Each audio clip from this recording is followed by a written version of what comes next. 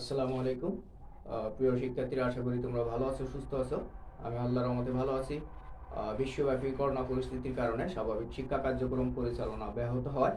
শিক্ষা মন্ত্রণালয়ের নির্দেশনা মোতাবেক আমাদের কলেজের সুযোগ্য অধ্যক্ষ মহোদয় স্যারের সার্বিক তত্ত্বাবধানে অনলাইন ক্লাসের ব্যবস্থা করা হয়েছে, যাতে করে তোমরা ঘরে বসে পড়ালেখা চালিয়ে যেতে পারো।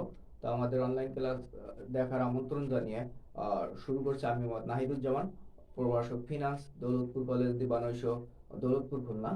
তো আমি আজকে পড়াবো একাদশ ও দ্বাদশ শ্রেণীর ফিনান্স, ব্যাংকিং ও বীমা প্রথম পত্র বইয়ের সপ্তম অধ্যায় থেকে। তো এর নাম হচ্ছে মূলধন ব্যয়। তো সপ্তম অধ্যায় থেকে আজকের আলোচ্য বিষয় হচ্ছে অগ্রাধিকার শেয়ার। আমরা আজকে আলোচনা করব ফিনান্স, ব্যাংকিং ও বীমা প্রথম পত্র বইয়ের সপ্তম অধ্যায় থেকে। আর এই সপ্তম অধ্যায়ের নাম হচ্ছে মূলধন ব্যয়। এই অধ্যায় থেকে আমরা আজকে আলোচনা করব অগ্রাধিকার শেয়ার নিয়ে।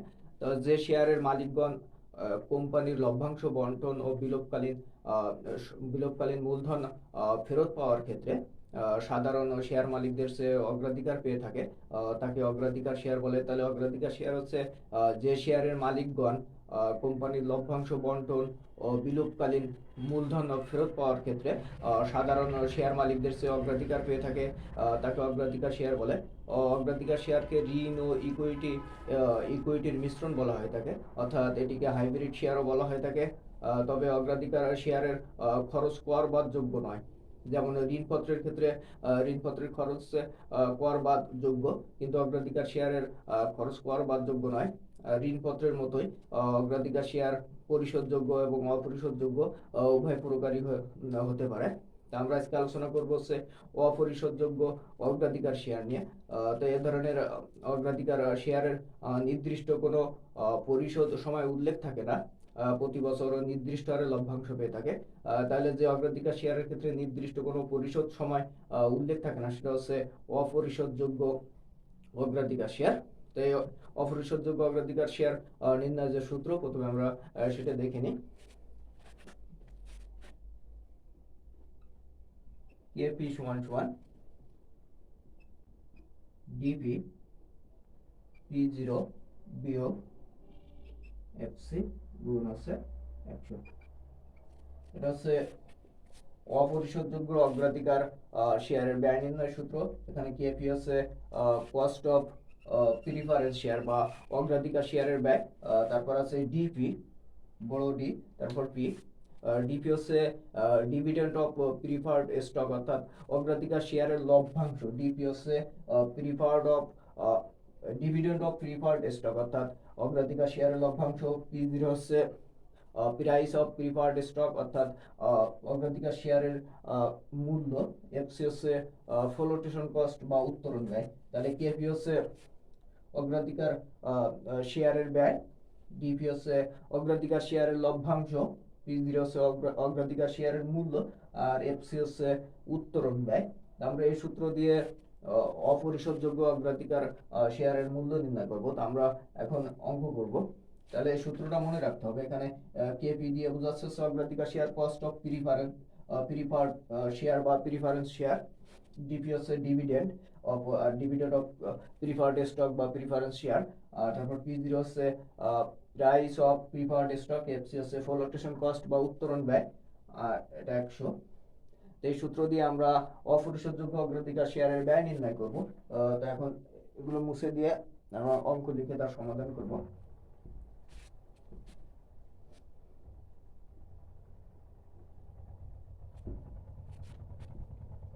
তাহলে একটা অঙ্ক লিখি প্রথমে। একটি কোম্পানি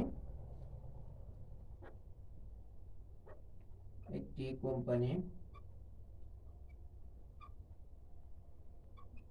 কোম্পানি 16% অগ্রাধিকার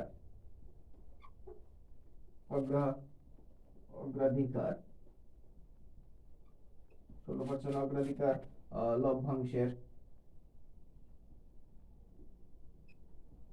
লভ্যাংশের ভিত্তিতে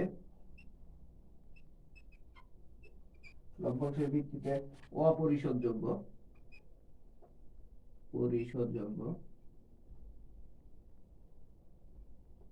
অপরিশোধযোগ্য অগ্রাধিকার শেয়ার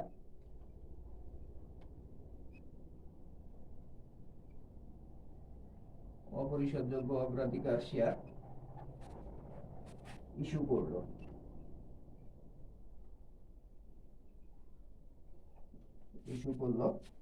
যার লিখিত মূল্য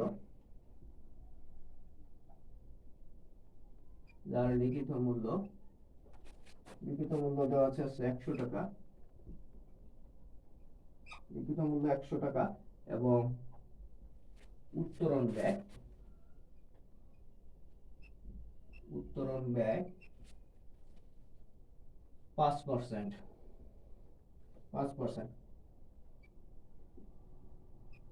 অগ্রাধিকার শেয়ারের ব্যয় নির্ণয় করো। শেয়ারের ব্যয় নির্ণয় করো যদি শেয়ারটি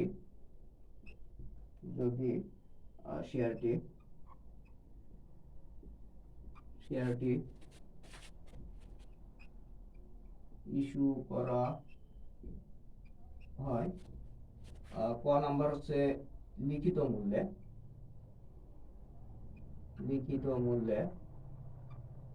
খ হচ্ছে 10% প্রিমিয়ামে এবং গ হচ্ছে 5% বার্তায়।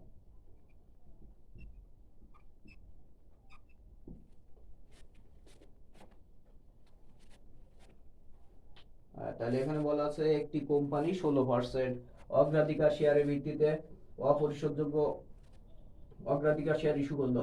তাহলে লভ্যাংশের হার দেওয়া আছে 16% আর লিখিত মূল্য দেওয়া আছে 100 টাকা এবং উত্তোলন ব্যয় দেওয়া আছে 5%। উত্তোলন ব্যয় আছে এফসি বা ফ্লোটেশন কস্ট। অগ্রাধিকার শেয়ারের ব্যয় নির্ণয় করতে হবে যদি শেয়ারটি ইস্যু করা হয় লিখিত মূল্যে অর্থাৎ 100 টাকায়, যদি বিক্রয় করা হয় অথবা খ নম্বর আছে 10% প্রিমিয়ামে। প্রিমিয়াম হচ্ছে প্রিমিয়াম বা অধিহার একই কথা, অর্থাৎ 10% যদি প্রিমিয়ামে বিক্রয় করা হয় তাহলে শেয়ারের ব্যয় কত হবে সেটা নির্ণয় করতে পারে। যদি 5% বার্তায় বিক্রয় করা হয় তাহলে কত বিক্রয় করতে হয়, শেয়ারের মূল্য অগ্রাধিকার শেয়ার ইস্যু করা হয় তাহলে ব্যয় কত হবে সেটা নির্ণয় করতে হবে। তাহলে এখানে আমাদের নির্ণয় করতে হবে হচ্ছে লিখিত মূল্যে 10% প্রিমিয়ামে এবং 5% বার্তায়। তা প্রিমিয়ামের ক্ষেত্রে হচ্ছে যোগ করতে হয়, লিখিত মূল্যের সাথে প্রিমিয়াম যোগ হয়, আর বার্তা বলা থাকলে সেক্ষেত্রে লিখিত মূল্যের সাথে বাদ দিতে হয়। আমরা প্রথমে ক করব, যদি লিখিত মূল্য অর্থাৎ 100 টাকা মূল্যে যদি বিক্রয় করা হয় সেক্ষেত্রে অগ্রাধিকার শেয়ারের ব্যয় কত হবে। আমরা প্রথমে হচ্ছে ক করব। আমরা যে সূত্রটা জানি সেটা লিখি। সূত্র প্রতি ক্ষেত্রে একই হবে, তা আমরা জানি। সূত্র লিখি। আমরা জানি শেয়ারের ব্যয় নির্ণয় সূত্র হচ্ছে কেপি সমান উপরে হচ্ছে ডিপি, নিচে হচ্ছে P0 বিয়োগ এফসি গুণ হচ্ছে 100। প্রথমটার ক্ষেত্রে ক নাম্বারের ক্ষেত্রে বলা আছে, আমরা ক করছি। ক এর ক্ষেত্রে বলা আছে হচ্ছে লিখিত মূল্যে যদি বিক্রয় করা হয়, তো লিখিত মূল্য যদি বিক্রয় করা হয় এখানে যে মান দেওয়া আছে সেটা লিখি। এখানে লভ্যাংশের হার দেওয়া আছে 16%, লিখিত মূল্য দেওয়া আছে 100 টাকা। প্রথমে লিখি লিখিত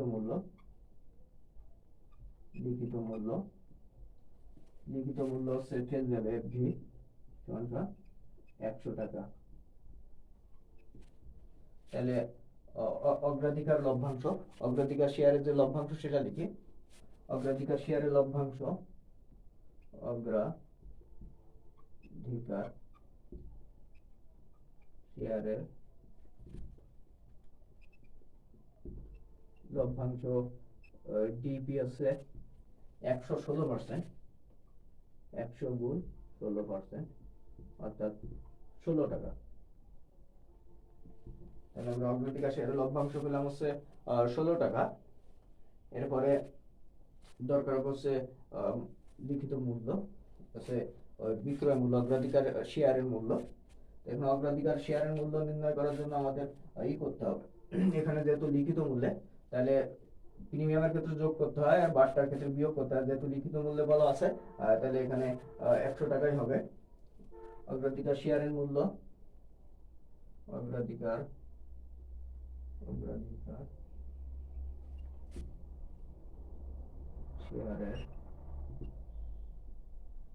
শেয়ারের মূল্য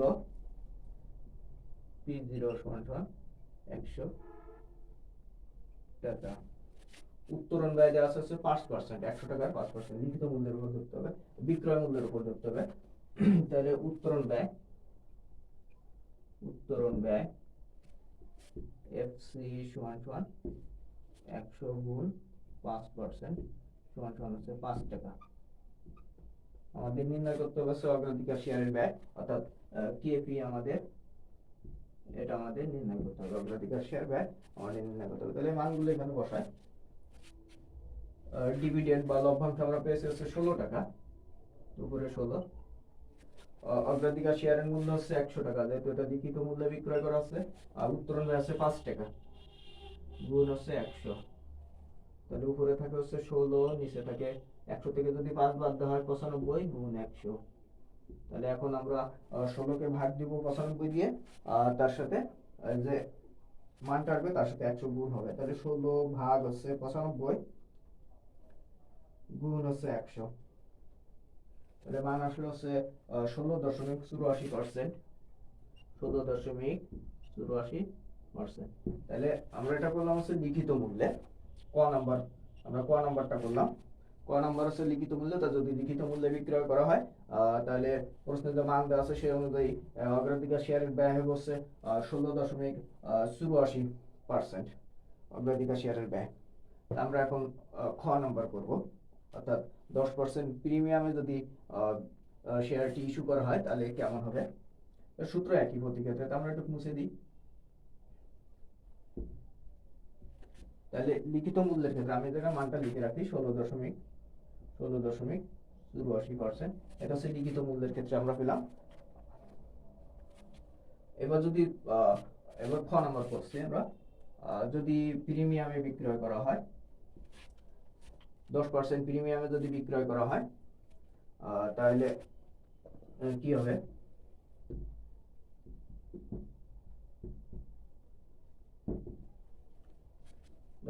প্রিমিয়ামে যদি বিক্রয় করা হয়, এখানে লিখিত মূল্য বা ফেস ভ্যালু দেওয়া হচ্ছে 100 টাকা। তাহলে লভ্যাংশ ডিপি হবে হচ্ছে 100 গুণ 16%, অর্থাৎ 16 টাকা। লভ্যাংশ পেলাম 16 টাকা। তারপরে শেয়ারের বিক্রয় মূল্য, অগ্রাধিকার শেয়ারের যে মূল্য সেটা বের করতে হবে।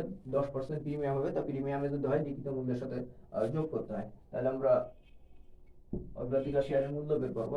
মূল্য বের করতে হলে লিখিত মূল্য আছে 100 টাকা, এর সাথে 10% হচ্ছে যোগ হবে।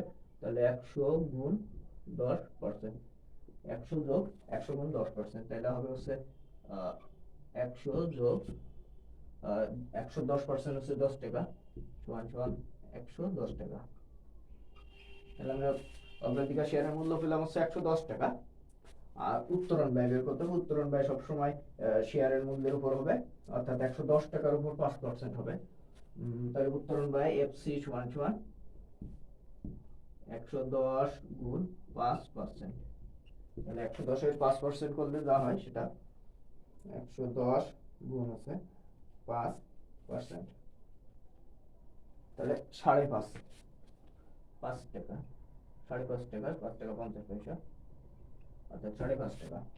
আমাদের নির্ণয় করতে হবে হচ্ছে অগ্রাধিকার শেয়ারের ব্যয়, কেপি হচ্ছে আমাদের নির্ণয় করতে হবে। তাহলে অধিহারের প্রিমিয়াম বা অধিহারের ক্ষেত্রে হচ্ছে লিখিত মূল্যের সাথে যোগ করে অগ্রাধিকার শেয়ারের মূল্য বের করতে হয়, আর বাট্টার ক্ষেত্রে বিয়োগ করতে হয় হচ্ছে কথা। তাহলে প্রিমিয়ামের ক্ষেত্রে যোগ হবে, অবহার বা বাট্টার ক্ষেত্রে হচ্ছে বিয়োগ হবে। আমরা লিখিত মূল্য ছিল 100 টাকা, 100 টাকা 16% হচ্ছে লভ্যাংশ, তাহলে 16 টাকা হয়। এখানে লিখিত মূল্য ছিল 100 টাকা, তারপরে যোগ হচ্ছে 110%, 10% যেহেতু প্রিমিয়াম বিক্রয় করেছে এই জন্য আমরা মূল্য পেলাম হচ্ছে 110 টাকা। এই 110 টাকার উপরেই উত্তোলন ব্যয় বের করতে হবে হচ্ছে 5%, 5% বের করলে হচ্ছে 5.5 টাকা। তাহলে এই মানগুলো আমরা এখন এই জায়গায় বসাই। লভ্যাংশ হচ্ছে 16 টাকা, শেয়ারের মূল্য হচ্ছে 110 টাকা, 110, তারপর হচ্ছে 5 টাকা 50 পয়সা হচ্ছে উত্তোলন ব্যয়, গুণ হচ্ছে 100। তাহলে উপরে আছে 16, নিচে থাকবে হচ্ছে 110 থেকে 5.5 বাদ যাবে, বিয়োগ হচ্ছে 5.5, অর্থাৎ 104 টাকা 75 পয়সা বা 104.5 গুণ হচ্ছে 100। তাহলে 16 কে আমরা ভাগ দিব হচ্ছে 107.5 দিয়ে, তাহলে 16 ভাগ হচ্ছে 107.5 গুণ হচ্ছে 100, যে মানটা আসবে তার সাথে গুণ দেওয়া হবে 100 দিয়ে। তাহলে মান আসে হচ্ছে 15.31%। তাহলে আমরা যদি এটা 10% প্রিমিয়ামে ইস্যু করা হয় এটা ধরে যদি অঙ্কটা করি, তাহলে অগ্রাধিকার শেয়ারের ব্যয় হচ্ছে 15.31%। তাহলে এখানে লিখে রাখি 15.31%। আমরা লিখিত মূল্যের ক্ষেত্রে পেলাম হচ্ছে 16.86%, প্রিমিয়ামের ক্ষেত্রে পেয়েছি 15.31%। এখন আমরা করব হচ্ছে যদি 5% বাট্টায় বিক্রয় করা হয় বা ইস্যু করা হয়, তাহলে যদি বাট্টা ইস্যু করা হয় এক্ষেত্রেও ফেস ভ্যালু 100 টাকা, ডিভিডেন্ডও 16 টাকা, একই কথা, কিন্তু এখানে এসে চেঞ্জ হবে, অগ্রাধিকার শেয়ারের মূল্যের ক্ষেত্রে চেঞ্জ হবে, যেহেতু বাট্টা বিক্রয় করা হচ্ছে সেজন্য লিখিত মূল্য থেকে বাদ দিতে হবে বাট্টা। তাহলে অগ্রাধিকার শেয়ারের মূল্য আসে হচ্ছে 100 বিয়োগ 100 গুণ 5%, 105%। তাহলে এখানে হয়েছে 100 বিয়োগ হচ্ছে 105% হচ্ছে 5 টাকা, তাহলে সমান সমান 105 টাকা। এর উপর হচ্ছে উত্তরণ ব্যয় হবে। উত্তরণ ব্যয় সবসময় অগ্রাধিকার শেয়ারের যে মূল্য পাবো তার উপর ধরতে হবে। তাহলে উত্তরণ ব্যয় এফসি হবে হচ্ছে 5% যেহেতু বলা আছে, তাহলে 105 গুণ হচ্ছে 5%, তাহলে সমান সমান 105 এর 5%, 105 গুণ 5%, 105 গুণ হচ্ছে 5%। সরি, এখানে 100 থেকে যদি 5 বিয়োগ করা হয় তাহলে হয় হচ্ছে 95 টাকা। তাহলে 95 টাকার 5% হবে। তাহলে এখানে একটু ভুল হয়েছিল, 100 থেকে 5 টাকা বাদ দেবে, আমি 5 টাকা যোগ করছিলাম, তাহলে 100 থেকে 5 টাকা বাদ গেলে থাকে হচ্ছে 95 টাকা। তাহলে অগ্রাধিকার শেয়ারের মূল্য পেলাম হচ্ছে 95 টাকা। এই 95 টাকার উপর হচ্ছে আমার উত্তোলন ব্যয় ধরতে হবে হচ্ছে 5%, তাহলে 95 গুণ হচ্ছে 5%, তাহলে হচ্ছে 4.75 টাকা আমাদের শেয়ারের ব্যয় নির্ণয় করতে হবে। তাহলে এই মানগুলো এখন এখানে বসাই। আমরা লভ্যাংশ পেয়েছি হচ্ছে 16 টাকা, বিক্রয় মূল্য হচ্ছে 95 টাকা, উত্তোলন ব্যয় আছে 4.75 গুণ হচ্ছে 100, এর উপরে থাকলে হচ্ছে 16, নিচে থাকবে হচ্ছে 95 থেকে 4.75 বাদ যাবে, বিয়োগ হচ্ছে 95 থেকে বাদ যাবে 4.75, তাহলে থাকে হচ্ছে 90.25 গুণ হচ্ছে 100। আমরা 16 কে ভাগ দিব 90.25 দিয়ে, তার সাথে গুণ করব, যে মান আসবে তার সাথে গুণ করব 100 দিয়ে, তাহলে 16 ভাগ হচ্ছে 90.25 গুণ হচ্ছে 100, তাহলে মান আসবে হচ্ছে 17.73%, 17.73% এই মানটা পেলাম। তাহলে বাট্টার ক্ষেত্রে পেলাম হচ্ছে 17.73%। তাহলে অগ্রাধিকার শেয়ারের ব্যয় অপরিশোধযোগ্যের ক্ষেত্রে কোনো মেয়াদকাল থাকবে না, তাই অপরিশোধযোগ্য অগ্রাধিকার শেয়ারের যদি ব্যয় বের করতে হয় তাহলে আমাদের সূত্রটা মনে রাখতে হবে। সূত্র হচ্ছে কেপি সমান 4 ডিপি, নিচে হচ্ছে পি0 বিয়োগ এফসি গুণ 100। কেপি হচ্ছে অগ্রাধিকার শেয়ারের ব্যয়, কস্ট অফ প্রিফার্ড স্টক, আর ডিপি হচ্ছে ডিভিডেন্ড অফ প্রিফার্ড স্টক অর্থাৎ অগ্রাধিকার শেয়ারের লভ্যাংশ, পি0 হচ্ছে প্রাইস অফ প্রিফার্ড স্টক বা অগ্রাধিকার শেয়ারের মূল্য, আর এক্স হচ্ছে ফ্লোটেশন কস্ট বা উত্তোলন ব্যয়। আমরা এই সূত্রটা যদি মনে রাখি তাহলে খুব সহজে অঙ্ক করতে পারবো। লিখিত মূল্য বলা থাকলে লিখিত মূল্যই হবে, যে মূল্য দেওয়া থাকবে সেটাই হবে। যদি প্রিমিয়াম বা অধিয়ার বলা থাকে তাহলে লিখিত মূল্যের সাথে প্রিমিয়াম যোগ হয়ে হচ্ছে তারপরে মূল্য বের করতে হয়। আর যদি বাট্টা বা অবহার বলা থাকে সেটা হচ্ছে লিখিত মূল্য থেকে বাদ দিয়ে আমাদের অগ্রাধিকার শেয়ারের মূল্য বের করে নিতে হবে। তাহলে প্রিমিয়ামের ক্ষেত্রে যোগ করব আর বাট্টার ক্ষেত্রে হচ্ছে বিয়োগ করব, এবং আমরা খুব সহজে অপরিশোধযোগ্য অগ্রাধিকার শেয়ারের মূলধন ব্যয় খুব সহজেই বের করতে পারবো। তো আমাদের সূত্রটা মনে রাখতে হবে। তো আমরা আজকে শিখলাম হচ্ছে অপরিশোধযোগ্য অগ্রাধিকার শেয়ারের মূলধন ব্যয় নির্ণয়। তো অপরিশোধযোগ্য অগ্রাধিকার শেয়ারের ক্ষেত্রে কোনো শেয়ারের কোনো নির্দিষ্ট পরিশোধ সময় থাকে না, তবে প্রতি বছর নির্দিষ্ট হারে লভ্যাংশ দেওয়া থাকে। তাহলে যেটা অপরিশোধযোগ্য এর ক্ষেত্রে কোনো মেয়াদকাল দেওয়া থাকবে না, কিন্তু যেটা পরিশোধযোগ্য সেটার ক্ষেত্রে মেয়াদকাল দেওয়া থাকে। তাহলে আমরা যে সময় অপরিশোধযোগ্য বলা থাকবে সে সময় আমরা এই সূত্র দিয়ে করব। আর আগামী ক্লাসে আলোচনা করবো হচ্ছে পরিশোধযোগ্য অগ্রাধিকার শেয়ার। আজকের ক্লাসে পর্যন্ত। সবাইকে ধন্যবাদ। আসসালামু আলাইকুম।